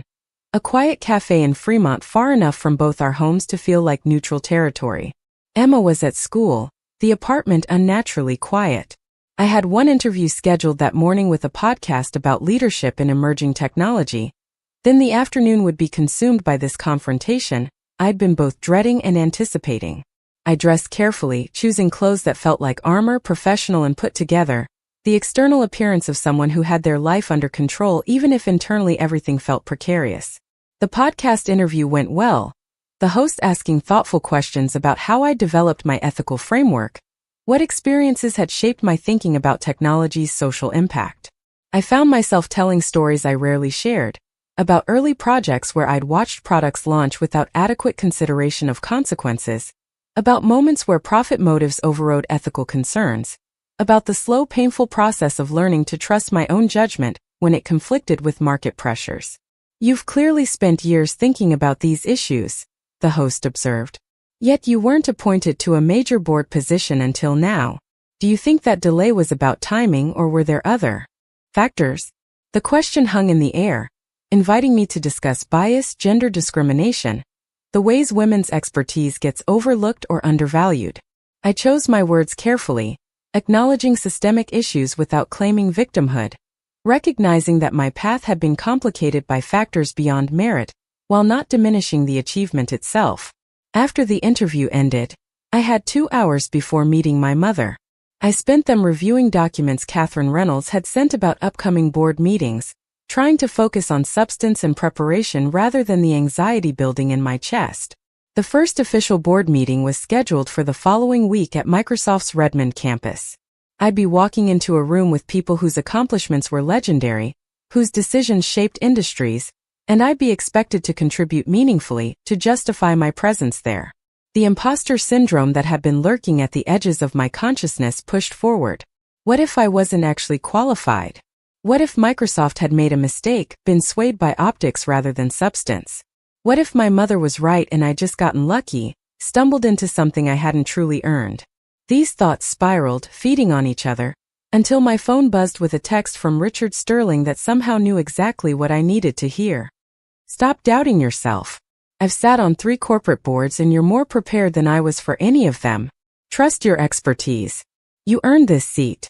His timing felt almost supernatural, his words cutting through the spiral of self-doubt. I texted back gratitude and forced myself to close the laptop, to stop preparing and just be for a moment. The anxiety about meeting my mother was real, but so was my exhaustion, and I needed to conserve energy for what was coming. The cafe in Fremont was small and deliberately unpretentious, the kind of place that served good coffee and homemade soup without trying to impress anyone. I arrived first, choosing a table in the back corner with good sightlines to the door, some instinct for strategic positioning asserting itself. My mother arrived exactly on time, wearing what I'd come to think of as her confrontation outfit, understated expensive clothes that communicated status without ostentation, her hair perfect, her makeup subtle. She sat down without greeting, her posture rigid, and I felt something in me go cold and clear. This wasn't going to be a conversation.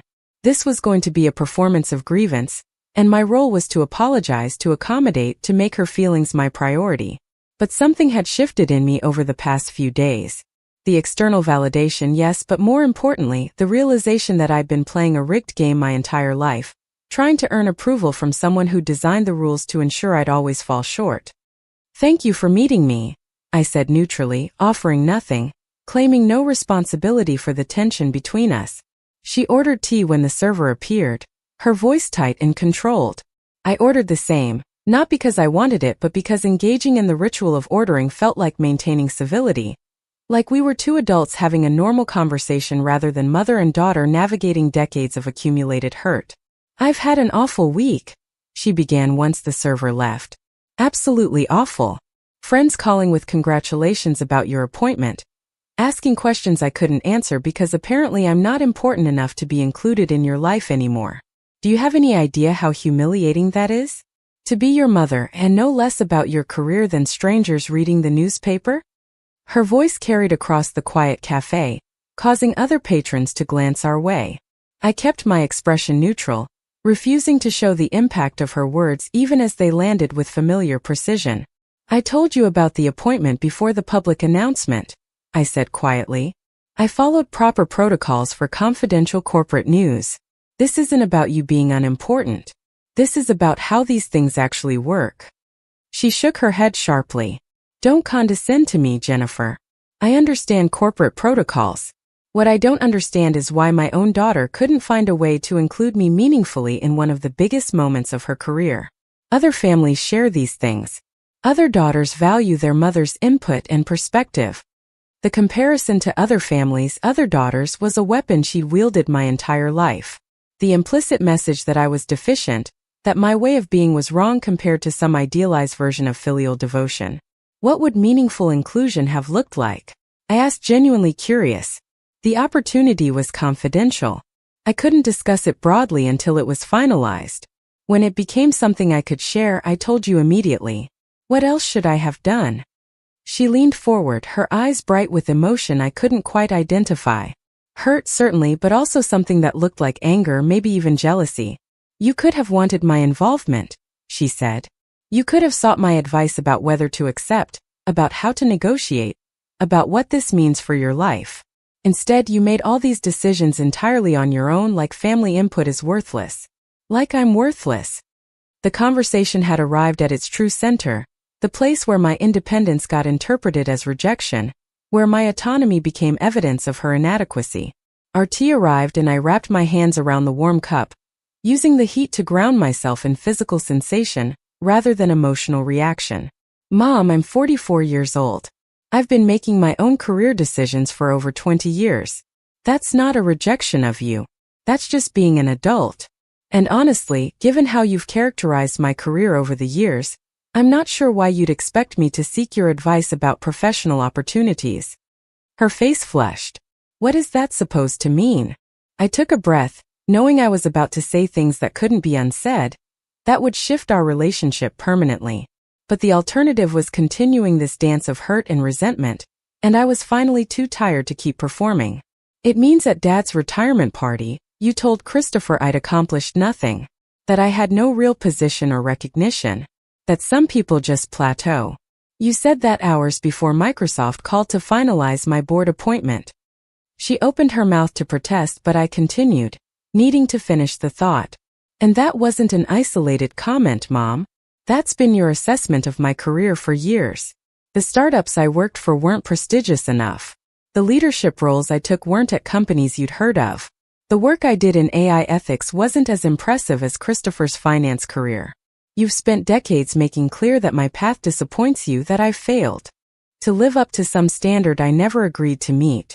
So forgive me if I didn't rush to seek your input on whether to join Microsoft's board." The silence that followed felt enormous, filling the space between us with everything we'd never said directly. All the subtext finally made text. My mother's face had gone pale, her hands trembling slightly as she gripped her teacup. "I have never been disappointed in you," she said, but the words sounded hollow even to her. "I've only wanted you to reach your full potential, to have the security and recognition you deserve." "On your terms," I said.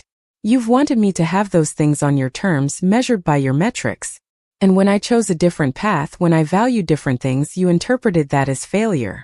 But Mom, I've been successful. I've built products used by millions of people. I've led teams that did innovative, meaningful work. I've published research that's shaped how the industry thinks about ethical AI. All of that existed before Microsoft's announcement. The only thing that changed is now other people see it, people who understand the field I work in." She shook her head, her composure cracking. "You're twisting everything. I've been supportive. I've been there for every birthday, every holiday. I've helped with Emma when you needed it. Just because I've had concerns about your career choices doesn't mean I haven't been a good mother." The conversation was sliding sideways, moving from specific grievances to global assessments, and I felt exhausted by the familiar pattern. "I'm not saying you haven't been there in certain ways," I said carefully. "But support isn't just showing up physically. It's also seeing people for who they are, valuing their choices even when those choices don't match what you would have chosen. And Mom, you've never really seen me. You've seen who you wanted me to be, and you've been disappointed that I'm not that person." Tears were forming in her eyes now, whether from hurt or anger I couldn't tell. "That's a terrible thing to say. I see you perfectly clearly, Jennifer. Perhaps more clearly than you see yourself." "Then what do you see?" I asked, the question coming out more as challenge than genuine inquiry. She was quiet for a long moment, her tea growing cold between her hands. "I see someone brilliant who's always taken the hardest possible path. Someone who rejects help and guidance, who insists on doing everything alone, who pushes away the people who love her. I see my daughter making her life unnecessarily difficult by refusing to play by the rules that would make things easier." Her answer revealed everything, the fundamental misunderstanding between us. She saw my independence as stubbornness, my authenticity as rebellion, my different path as rejection rather than self-determination. And no amount of external validation would change that perception because it wasn't really about my achievements. It was about her need for control, her inability to accept that her children might choose differently than she would choose for them. "I need to be honest with you," I said slowly. "I don't think we're going to resolve this. I think we want fundamentally different things from our relationship. You want a daughter who seeks your approval and follows your guidance. I want a mother who sees me for who I actually am and values that person. Those might be incompatible wants." She drew back as if I'd struck her. "So what, you're cutting me out of your life? Because I'm not perfect enough? Because I've made mistakes as a mother?" "I'm not cutting you out," I clarified. "But I am setting boundaries. I'm not going to keep apologizing for my career choices, or for making decisions without consulting you. I'm not going to manage your feelings about my achievements. I'm 44 years old, Mom. I've earned the right to live my life on my own terms, and if that makes you uncomfortable or hurt, that's something you need to work through, not something I need to fix." The tears that had been threatening spilled over, and part of me felt terrible, felt like I'd been cruel, like I should comfort her and take back what I'd said. But another part, stronger now than it had been even days ago, held firm. This was necessary. This honesty, however painful, was better than continuing the pretense that accommodation and silence would eventually earn me the approval I sought. "I should go," she said, standing abruptly and gathering her purse. "I don't know what's happened to you, Jennifer, but this coldness, this rejection of family, I hope you realize what you're throwing away." She left without waiting for a response, her exit dramatic and final. I sat alone at the table, my tea untouched, feeling the weight of what had just happened settle over me like a heavy blanket. Other patrons were studiously not looking at me, pretending they hadn't witnessed the confrontation. I paid for both teas we hadn't drunk and left, stepping out into afternoon sunshine that felt incongruous with my emotional state. My phone was buzzing with messages, but I ignored them, walking instead along the canal, watching ducks paddle through water that reflected clouds and sky in perfect mirrored symmetry. Had I been too harsh? Too blunt? Could I have handled that conversation with more grace, more compassion for her pain? The questions circled, but the answers felt surprisingly clear. Maybe I could have been gentler, but gentleness had never worked before. Accommodation and silence had only perpetuated the dynamic, allowed her to maintain her narrative without confronting the damage it caused. Sometimes honesty had to be sharp to cut through years of accumulated avoidance. I called Emma during her lunch break, needing to hear her voice. "How did it go with Grandma?" she asked immediately. I gave her the abbreviated version, the confrontation, my mother's tears and dramatic exit, my own exhaustion with the entire dynamic. Emma was quiet for a moment, then said something that surprised me. "I'm glad you told her the truth, Mom. I know it's hard, but she needed to hear it.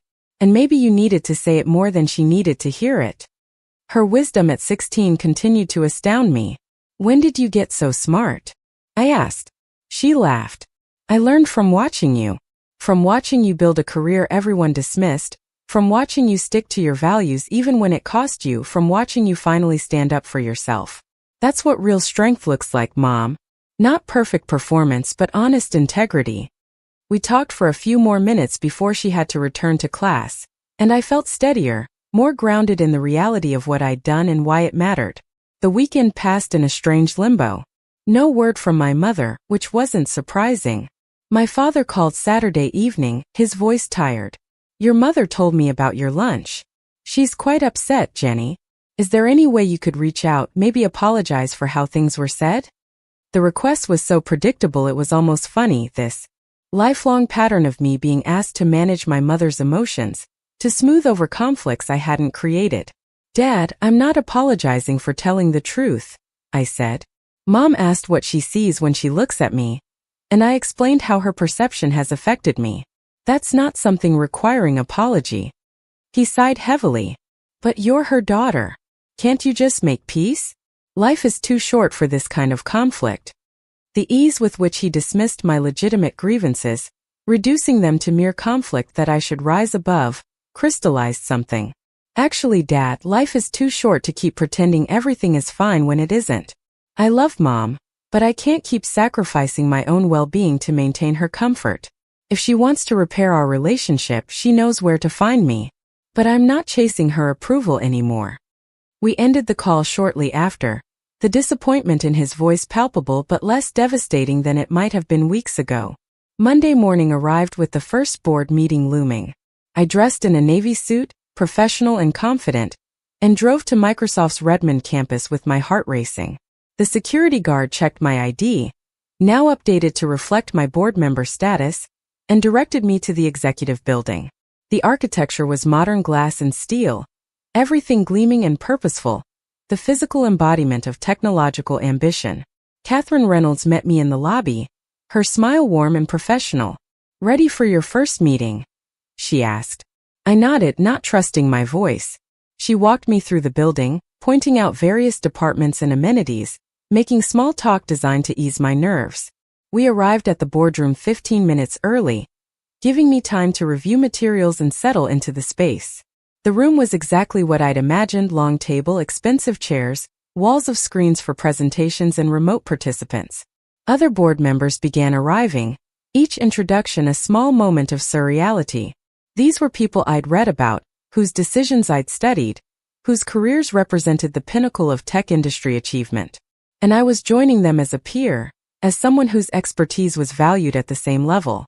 The meeting itself was intense and fascinating, diving deep into strategic questions about AI development, market positioning, ethical considerations in product deployment.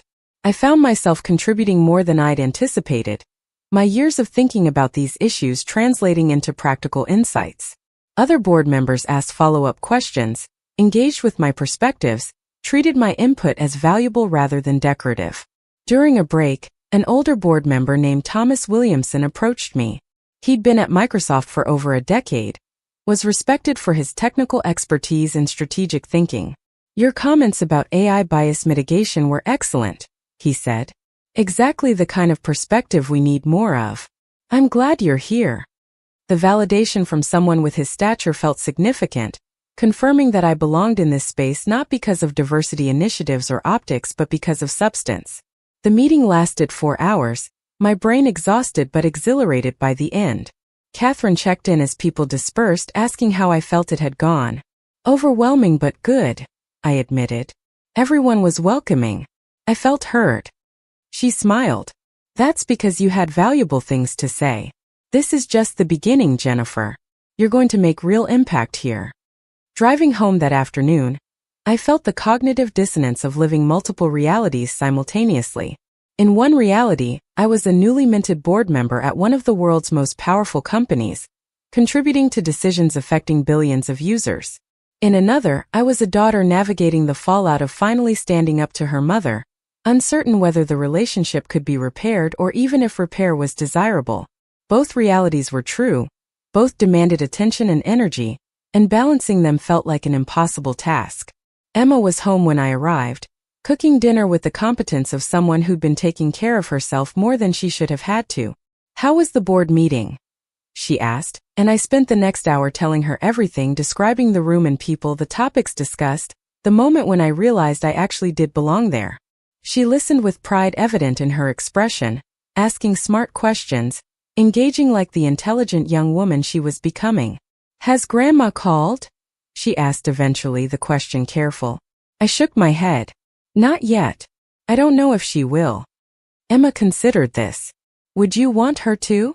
The question cut to the heart of something I'd been avoiding examining too closely. Would I want her to call? What would I want her to say? Was reconciliation possible if it required me to go back to accommodating her need to criticize and control?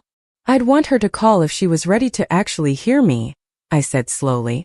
"To acknowledge how her words have hurt, to recognize that my path has value even if it's not the path she would have chosen. But I don't think she's capable of that, Emma. I think her worldview is too rigid, too invested in being right." Emma nodded, her expression sad but understanding. "Then maybe it's better if she doesn't call. Not yet anyway."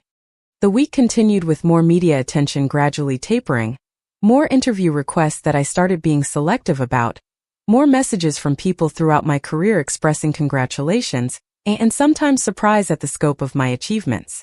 It was interesting watching people recalibrate their perception of me, seeing colleagues suddenly treat my opinions with more weight, seeing former managers reach out as if we'd been close when in reality they'd barely noticed me at the time.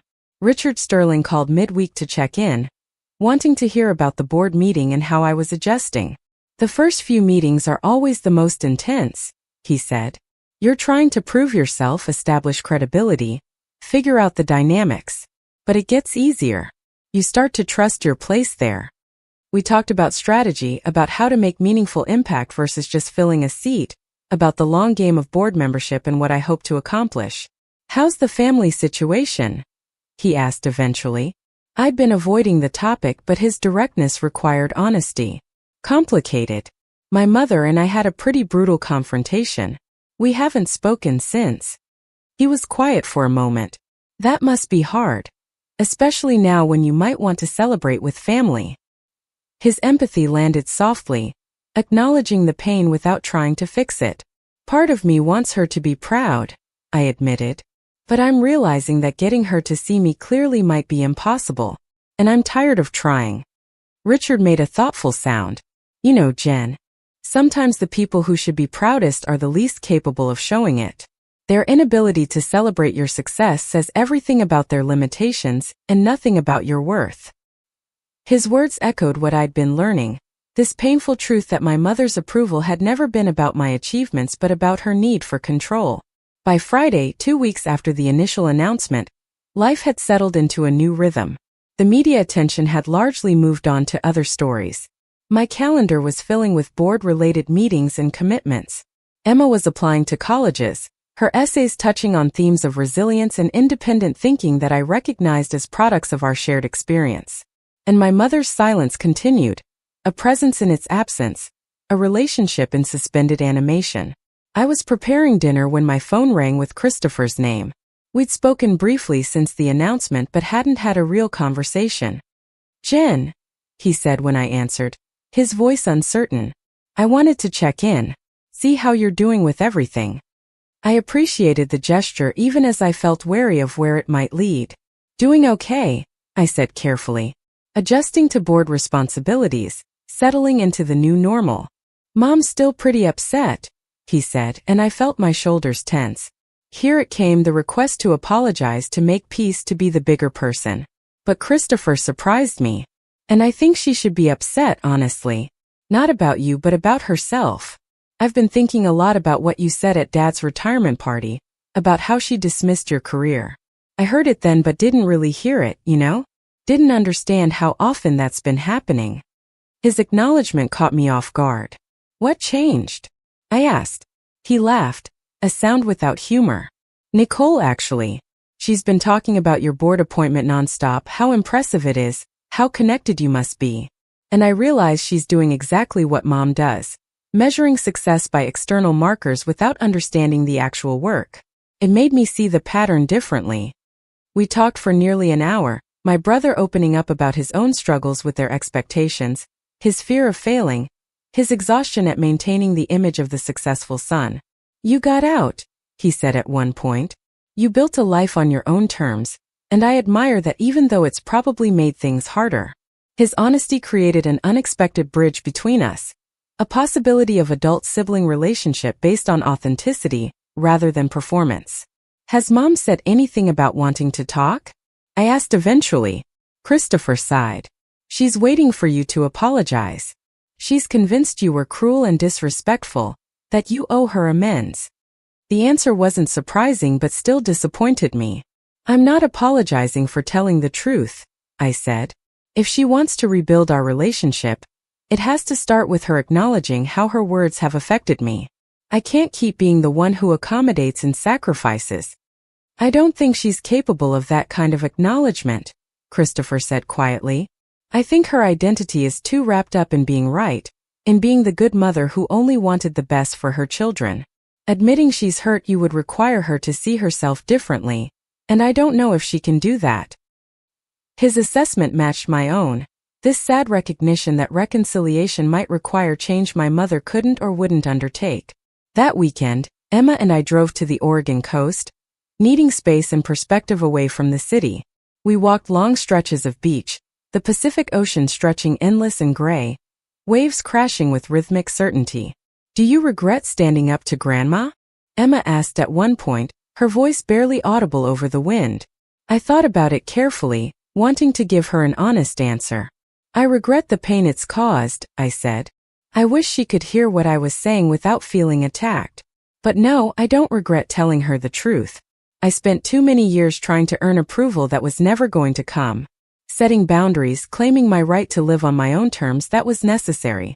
It's just sad that it came at the cost of our relationship. Emma slipped her hand into mine, her grip warm and steady. Maybe the relationship you had wasn't worth preserving. Maybe you need to build something new. Her words stayed with me as we drove home Sunday evening, the sky turning purple and gold over the mountains. Maybe the old relationship, built on my accommodation and her control, wasn't worth preserving. Maybe something new could emerge, if both of us were willing to do the difficult work of seeing each other clearly. But that would require her participation, her willingness to change, and I was no longer willing to do all the emotional labor of maintaining connection. Monday brought another board meeting. This one focused on ethical implications of a new AI product launch. I found myself in passionate disagreement with another board member about data privacy considerations, articulating concerns I've been developing for years about user consent and algorithmic transparency. The discussion was intense but respectful, other members engaging seriously with the issues I raised. By the meeting's end, the product launch had been delayed for additional ethical review, a decision I'd directly influenced. Catherine Reynolds pulled me aside afterward. That was excellent work today. You're already making the kind of impact we hoped you would. Her validation felt good but also strange, this growing comfort with being seen as an authority, with having my opinions shape major corporate decisions. The Jennifer Morgan who'd stood at her father's retirement party 2 weeks ago, absorbing her mother's dismissal, felt like a different person than the one walking out of this boardroom. That evening my father called. His voice was careful, measured. Ginny, I wanted to let you know your mother is seeing a therapist. She's been really struggling with everything that happened, and she agreed to talk to someone. The information surprised me, my mother being deeply skeptical of therapy, viewing it as something for people who couldn't manage their own problems. That's good, I said. I hope it helps her. She's realizing some things. he continued carefully. About her expectations, about how she's communicated with you over the years. It's painful for her, but I think it's necessary. I felt a flicker of something, not quite hope but possibility. I'm glad she's doing that work, Dad. I really am. But I need you to know I'm not waiting for her to finish therapy before I live my life. I've set boundaries that I need to maintain regardless of whether she ever acknowledges the harm she's caused. He was quiet for a long moment. I understand. And Ginny, I want to apologize for my part in this. For not seeing how she was treating you, for asking you to accommodate rather than addressing the actual problem. I should have done better. His apology, unexpected and genuine, brought tears to my eyes. Thank you, Dad. That means a lot. We talked for a few more minutes, the conversation more honest than any we'd had in years, before saying goodbye. I told Emma about the call, about our grandmother starting therapy, about our grandfather's apology. Do you think she'll change? Emma asked. I shook my head slowly. I don't know. Real change is hard, especially for someone in their 60s with deeply ingrained patterns. But at least she's trying, which is more than I expected. Emma looked thoughtful. And if she doesn't change? If she can't acknowledge what you need her to acknowledge? I pulled her close. Then I'll be sad, but I'll be okay. I have a life I'm proud of, work that matters, and you. That's enough. The weeks continued rolling forward, board meetings and media opportunities, speaking engagements and networking events. I was invited to keynote a conference on women in tech leadership, asked to join an advisory board for a startup focused on AI ethics, approached about writing a book on responsible innovation. My calendar filled with the activities of someone whose expertise was recognized and valued, whose voice mattered in important conversations. 3 months after the initial announcement, just before Thanksgiving, my mother finally called. Her voice was tentative, lacking the certainty that usually characterized her communication. Jennifer, I was wondering if we could talk. In person if you're willing. I agreed to meet, curious but guarded, at the same Fremont cafe where we'd had our confrontation. She looked different somehow, smaller maybe, or just less armored. We ordered tea, the ritual providing structure for the awkward beginning. I've been working with a therapist, she said without preamble. Trying to understand why your words affected me so deeply. Why I felt so attacked when you were just being honest. I nodded, saying nothing, letting her continue. She's helped me see some patterns I wasn't aware of. How I've used criticism as a form of control. How I've measured love by conformity rather than acceptance. How my expectations for you were really about my own insecurities and need for external validation. The self-awareness in her words was startling, so different from her usual defensive certainty. I'm not here to ask you to forgive me, she continued. I know I've hurt you deeply over many years, and I can't undo that. But I want you to know I'm trying to do better, to be better. And I'm genuinely proud of you, Jennifer. Not just the Microsoft board, though that's impressive, but the way you've built a career based on your values, the way you've raised Emma, the integrity you've maintained even when it cost you. I see that now, and I'm sorry it took me so long. Tears were streaming down her face, genuine emotion rather than manipulation. I felt my own eyes welling up. This moment I'd wanted for so long finally arriving, but feeling different than I'd imagined. Thank you for saying that, Mom, I said quietly. It means a lot to hear you acknowledge these things. We talked for 2 hours, a real conversation rather than performance or confrontation. She asked about board meetings and I shared some of what I was working on. She told me about therapy, the painful realization she was processing. We didn't resolve everything. Decades of hurt couldn't be healed in one conversation. But we started something new. A relationship based on honesty rather than pretense. Thanksgiving dinner at my parents' house was different that year. Smaller, just immediate family, but more genuine. My mother bit her tongue several times. I could see her catching herself before making critical comments, choosing different words. It wasn't perfect, change was slow and effortful, but it was real. Christopher pulled me aside at one point. I don't know what happened between you two, but Mom's different. Better. I squeezed his arm. She's trying. That's all any of us can do. Emma gave a toast before dinner. Her words simple and profound. I'm grateful for family that's learning to be honest with each other, even when honesty is hard. And I'm especially grateful for my mom, who taught me that success means living according to your own values, not someone else's expectations. I met my mother's eyes across the table and saw them shining with tears, with recognition maybe, with the beginning of understanding. The year ended with more professional opportunities, more recognition, more evidence that the path I'd chosen had led somewhere meaningful. But the real triumph wasn't the board position or media coverage or industry respect. It was sitting at Thanksgiving dinner with a family that was finally learning to see each other clearly, to value authenticity over performance. It was Emma applying to colleges with essays about resilience and integrity. It was my mother slowly, painfully, learning to offer the acceptance I'd always needed. On New Year's Eve, I stood on my balcony watching fireworks over Seattle, reflecting on the year that had transformed everything. My mother had been wrong at that retirement party. I hadn't accomplished nothing. I hadn't plateaued. I'd built a career of substance and meaning, raised a remarkable daughter, and finally claimed my right to live on my own terms. And perhaps most importantly, I'd stopped seeking approval from people who measured success by standards I'd never agreed to meet. Emma joined me on the balcony as midnight approached, both of us wrapped in blankets against the cold. "What are you thinking about?" she asked. I considered the question, searching for the truth. "I'm thinking about how being dismissed by my mother led to Microsoft calling. How sometimes the worst moments contain the seeds of transformation. How standing up for yourself can cost you relationships but give you something more valuable, self-respect." The fireworks exploded in brilliant color, reflecting off Puget Sound, and Emma leaned against me. "I'm proud of you, Mom," she said quietly. "Not just for the big achievements but for the small brave choices that led to them. For teaching me that living authentically matters more than living comfortably." I kissed the top of her head, feeling more grateful than words could express. "I learned that from you too, baby. We've taught each other." As the new year began, I felt ready for whatever came next.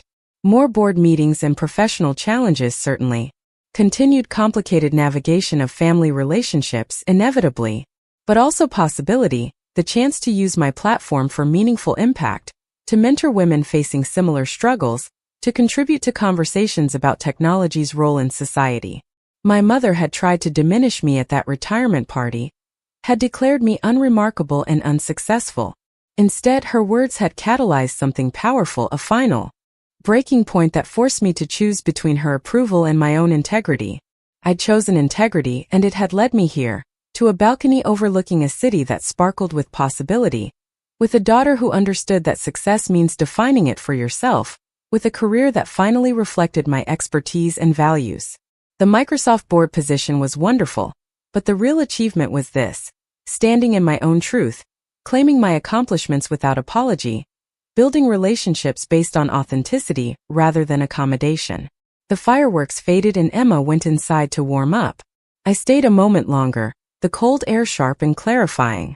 Tomorrow I'd wake as someone recognized, valued, seen clearly for who I'd always been. My mother's opinion had mattered less and less as the external validation grew, but more importantly, my own opinion of myself had solidified, grown unshakable. I'd finally learned the lesson that had eluded me for decades. The only approval that truly mattered was my own, and once I claimed that, everything else followed. Up next, you've got 2 more standout stories right on your screen. If this one hit the mark, you won't want to pass these up. Just click and check them out.